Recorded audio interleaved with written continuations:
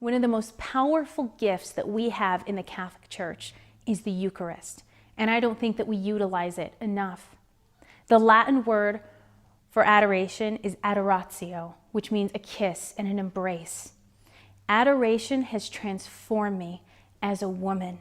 And if you have any problems, any wounds, anything that is too overwhelming for you, or something that you may be so ashamed of that you can't talk to anybody about because you feel that they may not understand you, go to adoration. Jesus waits there for you.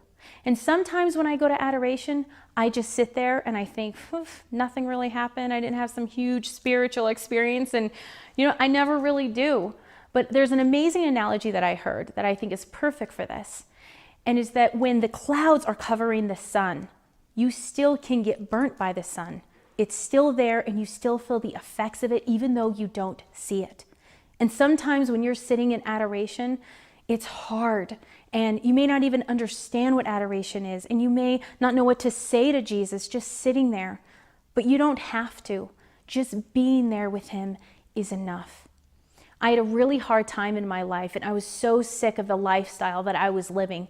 And one night I was coming home from a party and I passed by this adoration chapel and everything in me wanted to go in, but I knew what I had been doing at that party and I felt so disgusting and I felt so shameful, but I knew I needed help. I needed help to get out of that lifestyle. And so I pulled in the parking lot and I thought, can I really go in there like this? And then I mustered up the courage and I walked into this perpetual adoration chapel. And as I walked in, I couldn't even look up at the Eucharist. I was so shameful. And finally, I knelt down and I got the courage to look up at Jesus in the Eucharist. And I said, Lord, help me. Jesus, please help me in all of my filth, in all of my disgustingness. Please help me. And then I freaked out, stood up, and I ran out of that chapel. And as I walked away, I thought, what was I doing? What was I thinking? Stupid, stupid.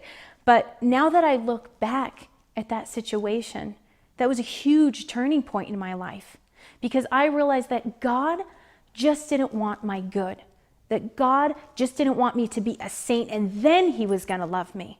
But that God truly wanted to meet me where I was at. He wanted to love me in all of my shame and all of my filth and everything that I had done. He wanted to love me right where I was. So it doesn't matter what's going on in your life or how shameful you may feel or that God doesn't want you. No, you're exactly where you're at and he will meet you there. But you just need to take that first step. Just go to that adoration chapel. And if you can't do that and that's too much for you, go sit in the back of a Catholic church, in the very back pew, and just see what Jesus has to say to you. But he will never impose himself upon you. You always need to just take that first step, and he will lead you the rest of the way. Because there are no problems, there's no situation that is too big for him, that you walk out of that adoration chapel that he can't handle. Never be afraid to go to Jesus with anything.